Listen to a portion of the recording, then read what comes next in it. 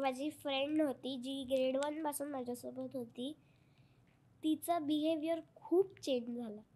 ती माझ्याशी खूप अशी बॅडली वागते.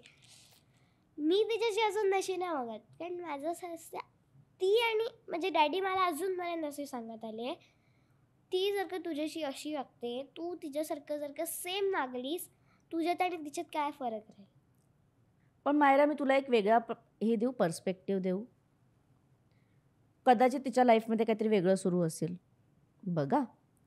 कदाचित तिच्या लाईफमध्ये ती काहीतरी वेगळ्या सिच्युएशनमधून जात असेल.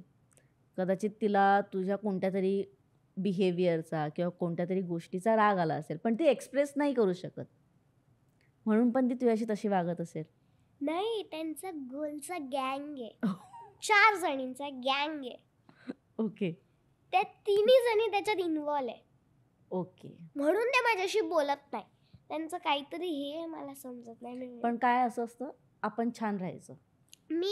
ती माझ्याशी बोलायला तर मी बोलायचं. येस. जेव्हा म्हणजे असं आधी मी अशी राग करायची, यार अशी का करते ही, असं का करते, असं असं असं. आता मला डॅडीने समजायला तर मी शांत झाली.